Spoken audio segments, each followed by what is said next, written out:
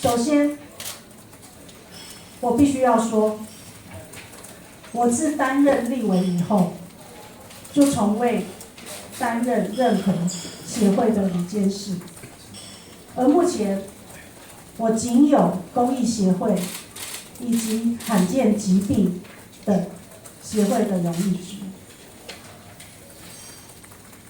我必须严正的澄清，在立法院行使职权，我无时无刻都为原住民权利而努力，充分授权给办公室同仁，服务民众，解决问题。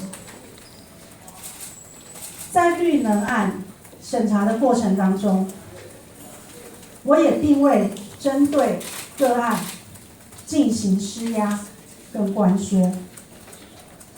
至于有心人用不当的连结、种种充满恶意的无端指控，我不能接受。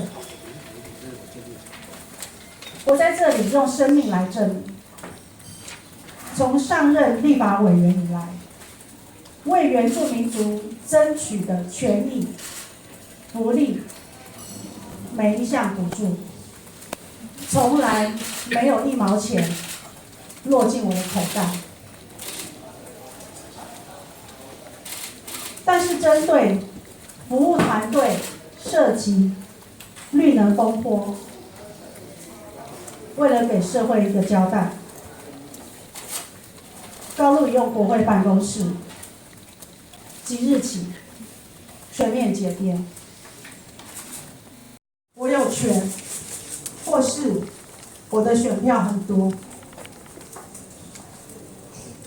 而是因为在我身上看到一个新生的政党时代力量的价值。过去我为了原住民族土地、原住民族权益，单枪匹马挑战东部腐败的政治。当时我一无所有，但是充满斗志、冲劲，一心想改变这个世界。时代力量看到原住民族新的认同，我才有机会当上不分区立委，为族人、为部落、为整个族群服务，推动原住民族权益。至今，我自成清白。